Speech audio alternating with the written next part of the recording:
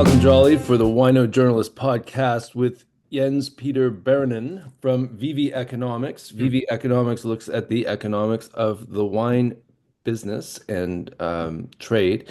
You have a new report out, Jens Peter, the U.S. wine outlook, and there are some stories that are coming out of your report. One of them is on the subject of demand, wine demand. If you talk to people in the wine business and the wine trade, as I do all the time, there's concern out there that maybe people aren't buying or drinking as much wine as they used to. Is that concern a real one? What does your report say?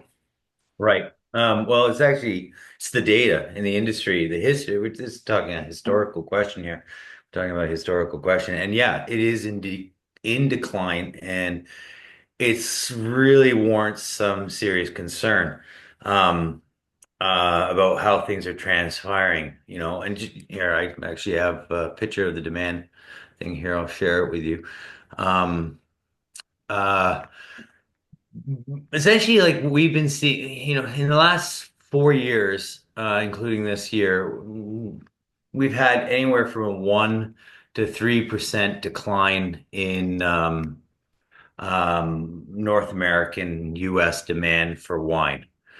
And that's actually not a really like crazy number, because like on average, this market goes, consumption in this market goes up and down on average for the last like 30 years by 4% in any given year. What's concerning is that these declines are happening year after year and just ratcheting down the overall size of the wine consumer market or overall wine consumption to really the lowest levels we've seen in the last 10 years type thing. And that's a real reversal.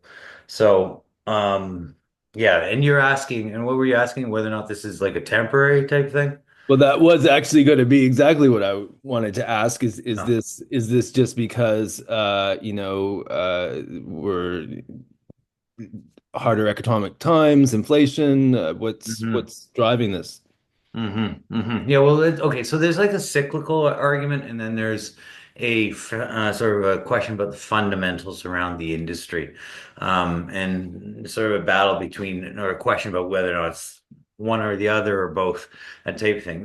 Okay, so the cyclical argument would be that it's exactly as you were talking about, like some sort of tied to the economic environment. At least that would be one part of the cyclical argument. So, namely, like we have less disposable income as food prices and prices of almost everything have sort of gone through the roof.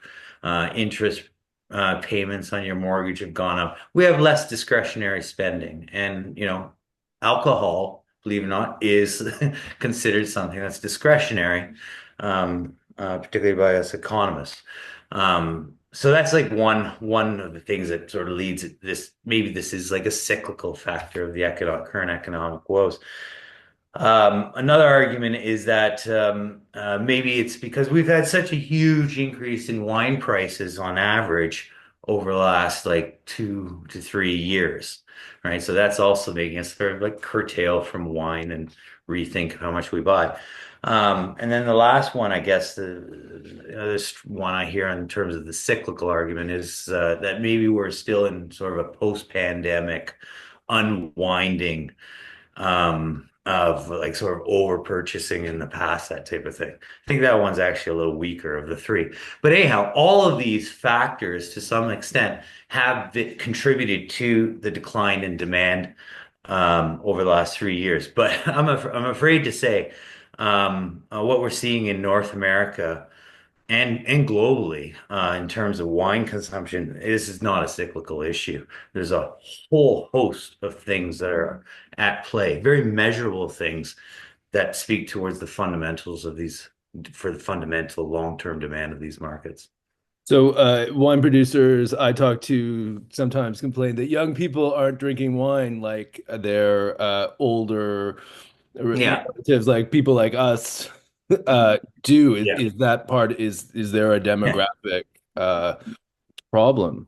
Yeah, yeah, and I think I know you and I have spoken about this in different ways at different times, and everyone talks about it. The millennials haven't really picked up the baton, right? One of the largest, or actually, I no, think yeah, they are the the largest. largest Yeah. generation, I believe, of all time, right? And they are not consuming wine like their predecessors, like us, or the baby boomers have. The uptake just hasn't been there. So that's one. But also in the demographics, a very important part that's sort of like carving away at the potential size of this market is the aging out of the baby boomers. I call it geriatric abstinence, right? Essentially, it's health reasons. You just can't drink as much. And, or, how do I say this politely? It's hard. You can't drink if you died, Right. so. Yes, that could inhibit sales. Yeah, yeah, yeah. If you can crack that market. Uh, Yeah. Anyhow, yeah, so there's the baby boomers engine out, and then there's also the normal uptake on the younger generations. There's some other things going on too. Like really fundamentally, there's two things here, Malcolm. If I like boil it down to two things. One is the number of people who are consuming alcohol has peaked and it is in fact it's declining. Okay, that's one. So fewer drinkers.